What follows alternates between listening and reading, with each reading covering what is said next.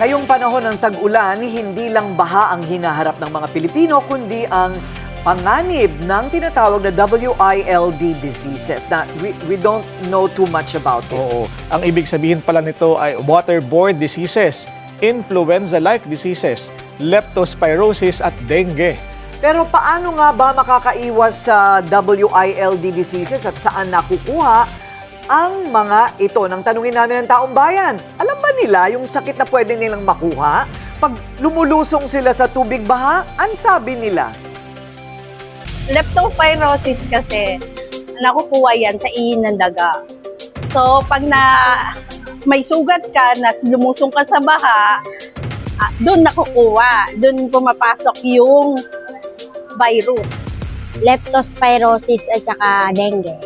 Yung dumi ng daga, delikado po ang paglusong sa baha. Maaari po tayong mamatay kasi nga sa dumi. Halimbawa, yung ihi ng daga, leptospirosis, skin disease, mga gano'n. Kasi, bali mas active yan sila kapag nasa tubig na yung mga virus. Gano'n. Tsaka, pag susuka, gano'n, tsaka sakit ng tiyan. Parang common naman na minsan yung leptospirosis, pero minsan kasi may ibang nakukuha ang sakit yan, parang tetano, like yung mga sugat mo dyan na pwedeng dikita ng mga paglusong mo sa baha, kagaya ng minsan nakukuha tingin yung mga dagat. Pasintabi po. Pasintabi po. Pero yung leptospirosis, sa kakabanggit natin, alam na nila eh. Pero ang dami pa rin lumulusong sa baha, di ba? Yes. So ano ba ang dapat gawin kapag wala ka ng choice kung hindi lumusong sa baha? Lalo na sa Trabaho. kalumpit, ganon. Oo. Makakasama po natin ngayong araw via Zoom Dr. Arthur Desi Roman, President ng Philippine Society for Microbiology and Infectious Diseases. Good morning, Doc Des. Welcome to Memo. Hello, magandang umaga ako rin at saka Willard. Opo. So tama yun, yung WILD, Waterborne diseases, okay. influenza-like, leptospirosis, and dengue. Dengue. Oo. Ay, ang galing talaga ni Einstein. Ano po ang... okay, sabihin na natin, alam na natin na kapag lumusong tayo sa baha, because of the pores in our feet, tama po ba yun kahit wala kang sugat? Pag ikaw lumusong sa baha, pwede ka pa rin magkasakit. Tama po. So, yung kasing leptospirosis, halimbawa, yung may structure yung leptospirosis na kaya niyang bumaon dun sa balat natin. So, kahit walang sugat, meron pa ring risk na magkaroon ng leptospirosis yung mga pasyente. Okay. So, ano po ang dapat munang gawin? Kunwari, lumusong ka sa baha. Pag yan nanuot, halimbawa malayo pa yung biyahe mo, natuyo na lang yung tubig sa paa mo. I mean, what are you supposed to do immediately pag ikaw nalusong sa baha? Ganun pa rin talaga eh. Talagang kailangan hugasan yung area tapos kung pwedeng lagyan ng disinfectant. Ang pinaka-accessible na disinfectant, di ba? Yung 70% na alcohol. Tapos ang panghugas natin dyan, soap tsaka clean water pa rin naman, no?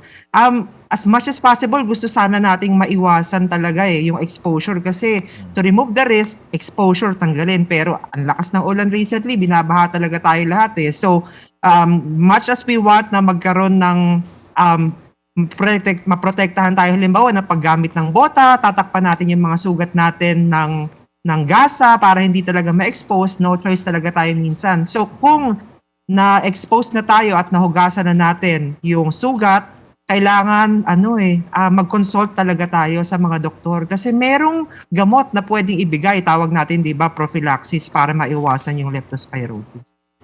What do you do? Is there something na pwedeng inumin like a pill para maiwasan po yan pagka nalusong ka sa baha? Tama po. Ang tawag natin, doxycycline yung pangalan ng gamot. No? So usually, pwedeng magbigay ng doxycycline as soon as ma-expose tayo up to 72 hours. It will decrease the risk. Pero hindi talaga nawawala yung risk. No? Pero binabawasan niya yung pagkakataon na magkaroon tayo ng leptospirosis. So, is it safe na meron kang stock ng doxycycline, which is over the counter? Is it over the counter? Unfortunately, it's not over the counter. It's an antibiotic. It's a prescription drug. Pero huwag kayong mag-alala kasi talagang ginagawa din naman namin sa mga medical societies na gawa ng access yung mga tao, naggagawa tayo ng mga information dissemination kung sino yung mga eligible. Kasi may mga pag-iingat kailangan bago ka uminom ng prophylaxis. Halimbawa, kadalasan hindi siya pwede sa mga batang-bata, hindi siya pwede sa mga buntis, kasi may kaunti siyang side effects, no? It's generally well tolerated, pero maigi pa rin na yung mga pasyente ay magkonsulta sa sariling doktor, kahit mga trained healthcare workers na alam kung paano bigyan sila ng proper advice sa pag-inom ng gamot na doxycycline. Naku sir, nakikita nyo bang video namin? Wala, naglalaro pa nga ang mga bata sa tubig baha eh. I mean, it's just a daily occurrence already. So, anong pwede nilang inumin para, kasi yung pag hanap ng doktor, hindi po nila gagawin yan. Bago magkaroon ng sintomas, there's nothing you can take para maibsan ang sintomas? Para sa prophylaxis kasi, no, yung antibiotic prophylaxis lang na merong proven na visa ay doxycycline. So all the rest talaga ay yung mga na-discuss natin kanina na mga pag-iingat lamang, kagaya ng paghuhugas, paggamit ng disinfectant, at yung mga barrier protection. O kung magdala tawagin na lang natin. ng alcohol parate. Ano? Tama yun. Tama yun. Very accessible na naman yung alcohol. Kumbaga, mabilis ang solusyon. No? Yes. Pansamantala habang hindi pa nakakapunta sa doktor. Correct. Doc Des, paano naman maiiwasan ang iba pang mga wild diseases? Unfortunately, ito puro ako unfortunately, no? Kasi itong, ano na ba tayo, Agosto ngayon, papasok na rin talaga tayo dun sa peak season ng influenza, no? Yung mga trangkaso, dalawa kasi yung peak ng influenza, pero yung una at mas mahalagang peak happens magsimula ng tag-ulan hanggang mga November, no? So nagsasabay-sabay talaga, medyo malas na panahon na to, no? So isa sa mga kailangan natin gawin, yung paggamit ng mga mask, sakali mang immunocompromised tayo, no? Iwasan yung mga tao na may sakit, at kung tayo ay may sakit, iwasan natin na mag-expose ng ibang mga tao. Pero ang mahalaga at this time, no? Siguro, kung kaya, panatilihin nating healthy yung ating katawan, no?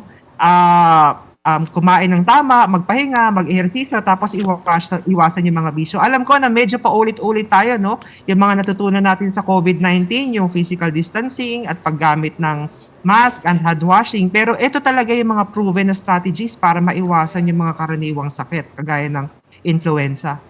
At pagdating naman, Doc Des, sa dengue, naku, anong dapat gawin? Kailangan maging malinis dun sa area, no? So, halimbawa, pagkatapos ng pagbabaha, ngayon, nagsisimula ng umaraw, nandito sa paligid ko, nakikita ko na natutuyo na naman yung kapaligiran, no? Iwasan natin na yung mga collection ng fluid sa mga gulong, sa bahay natin, linis. Kasi dun yung maaaring pamugaran ng mga lamok na nagdadala ng dengue, no? Tapos always barrier protection pa rin naman pag dengue, no? Hangga't maaari, iwasang makagat ng lamok by keeping the area clean. Ang barrier protection, meaning gumamit ng mga long sleeves, lalo na kung alam niyo sa area niyo, maraming nare-report na dengue. Samaan nga lang, alam niyo, dati yung dengue, nagiging seasonal siya, no? Pero based sa experience namin ngayon, ang dengue sa Philippines ay talagang it happens all year round. Kaya sa aming mga doktor, binipili namin na kailangan pag nilagnat ang pasyente, 1-2 araw, kailangan i-advise na natin na magkonsulta ng doktor. Kasi the earlier that we diagnose dengue, nagagawa ng paraan yan, no?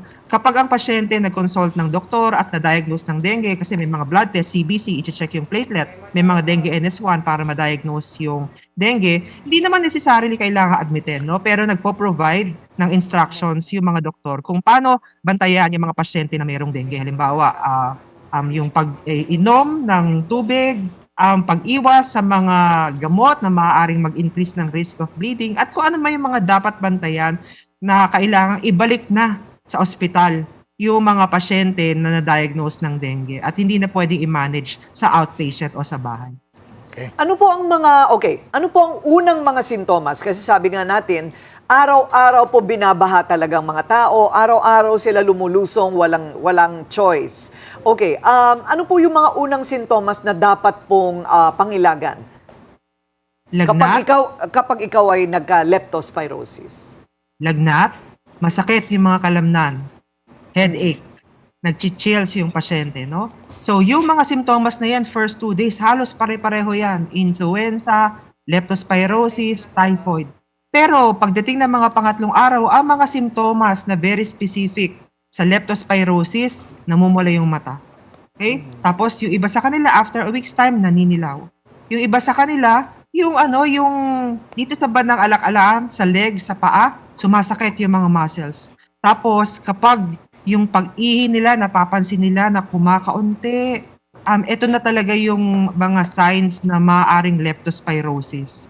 Kung itatranslate ko yan, it's oliguria, ibig sabihin, kumakaunti yung pag-ihi, tapos nagkakaroon ng jaundice, naninilaw yung mga pasyente kasi ibig sabihin nun, naapektuhan yung atay. At alam natin na atay at kidney ang naapektuhan ng malala ng leptospirosis. Ayun, okay. Doc Des, mahalaga bang magpakonsulta sa doktor kahit wala pang nararamdamang sintomas? After exposure, sa baha, kailangan magkonsulta tayo sa mga healthcare workers para mabigyan tayo ng doxycycline para sa leptospirosis, Pero pag nagsimula na tayo magkaroon ng symptoms, maybe one day, tignan natin. Kasi marami namang mga viral infection na in a day's time, o okay ka na Pero sabi natin, pagdating ng 2 araw na nandyan pa rin yung lagnat, lalo na kung may mga warning signs, hindi ka makakain. Sobrang sakit ng ulo. Sobrang sakit ng tiyan. Kailangan kumonsulta na tayo. Not necessarily, again, hindi kailangan admitin agad, pero para makagawa ng diagnosis yung doktor. Kasi depende sa diagnosis kung ano yung babantayan sa'yo.